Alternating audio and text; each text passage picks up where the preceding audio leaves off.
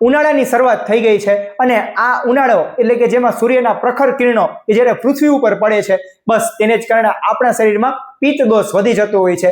આ જે પિત્તનો પ્રકોપ થાય એટલે કે મિત્રો આપણા શરીરના મુખ્ય ત્રણ દોષ એટલે કે વાત, પિત્ત અને કફ, અને તેમાંનો સૌથી મહત્વનો દોષ એટલે કે પિત્ત દોષ, કે જ્યારે સૂર્યની ગરમીને કારણે આપણા શરીરમાં આંતરિક ગરમી વધી જતી હોય છે એટલે કે ઇન્ટરનલ હીટ વધી જતી હોય છે. બસ તેને જ કારણે આપણે પિત્તજન્ય બીમારી અવારનવાર ઉનાળામાં પરેશાન કરે છે, કે જેમાં અમ્લ પિત્તની તકલીફ, સાથે ઘણી વખતે ખાટા તીખા ઓડકાર આવવા, સાથે ઘણી વખતે પાચનમાં ગડબડી ઊભી થવી, હરસ મસાની તકલીફ, અથવા તો હાથ પગના તળિયામાં બળતરા થવી, સાથે ઘણી વખતે વધારે પડતો પરસેવો, ડિહાઇડ્રેશન, આવી તમામ તકલીફો અવારનવાર સતાવે છે.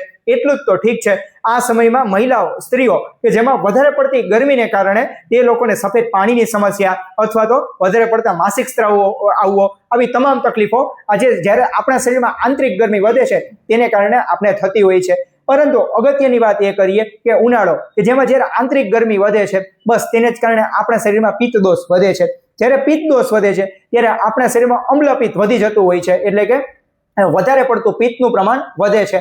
બસ તેને જ કારણે આપણે જે પેટમાં રહેલા જે પાચક રસો છે તેમનો ઓછો સ્ત્રાવ થાય છે અને પરિણામે આપણે ભૂખ ન લાગવી, અથવા તો ઘણી વખતે ભૂખ લાગી હોય છતાં પણ આપણે બરાબર જમી ના શકીએ, આવી તમામ તકલીફો આપણે રહેતી હોય છે. તો મિત્રો આજે જાણીએ કે ઉનાળામાં આજે અમ્લપિત્તની તકલીફ કે પછી પિત્તજન્ય બીમારીથી બચવા માટે આપણે કેવો આહાર અને વિહારનું આપણે પાલન કરવું જોઈએ. તો તેમાં સૌથી પહેલા એટલે કે મિત્રો આપણે ગુલકંદનું સેવન કરવું જોઈએ. જી હા મિત્રો, ગુલકંદ તે માત્ર ગુલાબ અને સાકરથી બનાવેલું તો ગુલકંદ તો લેવાનું જ છે, પરંતુ સાથે સાથે ગુલકંદ કે જેમાં પ્રવાલ પિષ્ટી અને મુક્તા પિષ્ટી કે જ્યારે આ બંને વસ્તુનો ગુલકંદ સાથે કોમ્બિનેશન થાય છે અને તે આપણા માટે તે શ્રેષ્ઠ પિત્ત શામક છે. જી હા મિત્રો, એટલે કે આપણા શરીરમાં તે કુદરતી રીતે તે ઠંડક પ્રદાન કરે છે. બસ આ જે ઠંડક આપે છે અને તેને કારણે આપણે આવી જે પિત્તજન્ય બીમારી અથવા તો અમ્લપિત્તને લગતી તકલીફો તેનાથી આપણે બચાવે છે.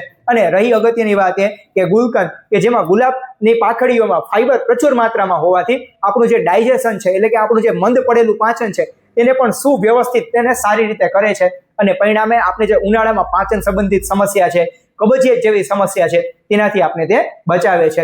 સાથે બીજું અને સૌથી અગત્યનું એટલે કે આપણે લીંબુ પાણી, અને તેમાં પણ ખાસ કરીને લીંબુ પાણી અને સાથે વરિયાળી, આ જે ત્રણેય વસ્તુ જ્યારે મિક્સ થાય છે એટલે કે સોનામાં સુગંધ બની, બસ એવું જ થયું. જી હા મિત્રો, કે લીંબુ કે જેમાં વિટામિન સી પ્રચુર માત્રામાં રહેલું છે કે જેથી કરીને આપણી તે રોગ પ્રતિરોધક શક્તિ તો મજબૂત કરે છે અને સાથે સાથે કે જેમાં ઇલેક્ટ્રોલાઇટ એટલે કે સોડિયમ, પોટેશિયમ, મેગ્નેશિયમ આવા ઇલેક્ટ્રોલાઇટ પ્રમાણમાં હોવાથી તેને કારણે આપણું જે ઉનાળાની ગરમીને કારણે જ્યારે આંતરિક ગરમી વધે છે અને પરિણામે આપણું જ્યારે બ્લડ પ્રેશર છે ત્યારે ઓછું થઈ જવું, સાથે ઘણી વખતે ચક્કર આવી જવા, અથવા તો ઘણી વખતે ડિહાઇડ્રેશનનો શિકાર થવો, અથવા તો ઘણી વખતે નબળાઈ આવી તમામ સમસ્યામાં તે સારી રીતે તે આપણે કામ આપે છે.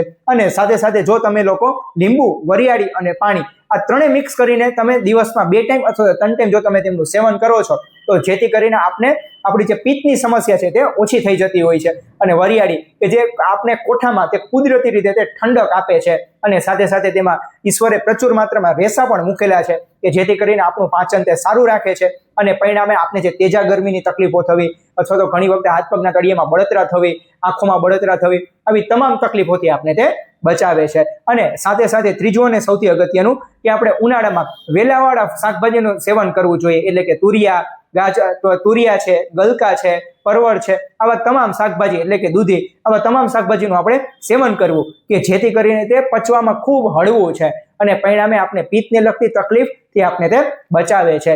અને સાથે સાથે આપણે રોજ સવારે નરણા પેઠે દૂધીનો જ્યુસ પીવો જોઈએ એટલે કે મિત્રો દૂધી તે એકદમ આપણા શરીરમાં તે શીતળતા પ્રદાન કરે છે એટલે કે તે ઠંડક પ્રદાન કરે છે અને પરિણામે આપણે જે પિત્તને લગતી સમસ્યા અને પિત્તને લગતા અનેક પ્રકારના રોગો પછી ભલે તે અમ્લપિત્ત હોય, ઊનવાની તકલીફ રહેતી હોય, સાથે ઘણી વખતે હાથ પગના તળિયામાં બળતરાની તકલીફ રહેતી હોય કે પછી શરીરની કોઈ પણ ગરમીને કારણે જે તકલીફ થતી હોય, આ તમામ તકલીફોમાં તે સારું અને શ્રેષ્ઠ કામ આપે છે. અને અગત્યની વાત એ કરીએ કે ઉનાળાની બળબડતી બપોર કે જેમાં આપણે ભોજન દરમિયાન જરૂરથી છાશને સ્થાન આપવું જોઈએ. છાશ એટલે કે ધરતી પરનું અમૃત પીણું. જી હા મિત્રો, અને છાશ અને તેમાં પણ જો આપણે મસાલા તરીકે ધાણા અને જીરું એ બંને એક સાથે નાખીએ છીએ કે જેથી કરીને ધાણાની જે કુદરતી ઠંડકને કારણે એ પણ આપણા શરીરમાં તે ઠંડક પ્રદાન કરે છે. અને સાથે સાથે ધાણા કે જેમાં પ્રચુર માત્રામાં ફાઇબર્સ પણ રહેલા છે કે જેથી કરીને જે પાચન સંબંધિત સમસ્યા છે તેનાથી પણ બચાવે છે. સાથે ઉનાળામાં જે થતી ગેસની તકલીફ છે, ઊંધો ગેસ ચડવો, તેનાથી પણ તે બચાવે છે. અને જીરું કે જે દીપનનું કામ કરે છે, એટલે કે આપણો ખોરાક તો પચાવે છે પરંતુ સાથે સાથે તે આપણે ભૂખ પણ ઉગાડે છે. તો જરૂરથી મિત્રો આપણે બપોરના ભોજન દરમિયાન જરૂરથી છાશનું સેવન કરવું જોઈએ.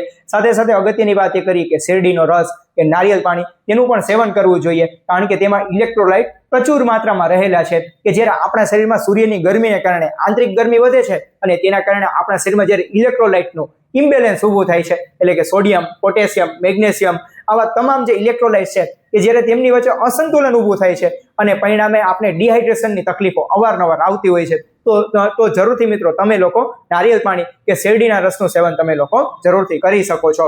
અને સાથે સાથે અગત્યની વાત એ કરીએ કે કાળી દ્રાક્ષ કે રાત્રે સૂતી વખતે કાળી દ્રાક્ષ સાથે થોડી ખડી સાકર રાત્રે પલાળી અને સવારે ઉઠીને નરણા પેટે તેમનું સેવન કરવું. જી હા મિત્રો, જરૂરથી એ પાણીનું અને કાળી દ્રાક્ષનું તમારે સેવન કરવું, કારણ કે તેને કારણે જે પેટમાં વધી ગયેલું જે ગરમીને કારણે વધી ગયેલું અમ્લપિત્ત છે તે કુદરતી રીતે તે શાંત થઈ જતું હોય છે અને પરિણામે આપણા આખા શરીરમાં તે કુદરતી રીતે તે ઠંડક પ્રદાન કરે છે. તો જરૂરથી મિત્રો આજે કાળી દ્રાક્ષનું પાણીનું સેવન જરૂરથી આપણે સવારે ઉઠીને નરણા પેટે તે તમારે કરવાનું છે. પરંતુ અગત્યની વાત એ કરીએ કે ઉનાળા દરમિયાન આપણે મસાલેદાર વસ્તુનું સદંતર તેમનું સેવન ટાળવું જોઈએ. પૂછો કેમ? કારણ કે મસાલેદાર વસ્તુ એટલે કે તીખું ભોજન કે જેને કારણે આપણા શરીરમાં ઉલટાનું તે પિત્તનો પ્રકોપ વધારે છે, એટલે કે ઉલટાની ત્યાં આંતરિક ગરમી વધારે છે અને પરિણામે આપને તમામ સમસ્યા છે તે અવારનવાર સતાવતી હોય છે. તો જરૂરથી મિત્રો મસાલેદાર ભોજનનું સેવન શક્ય હોય ત્યાં સુધી આપણે ટાળવું જોઈએ. અને ઉનાળામાં આવતા ખાટા ફળો સાથે રસવાળા ફળોનું આપણે સેવન કરવું જોઈએ, એટલે કે તરબૂચ,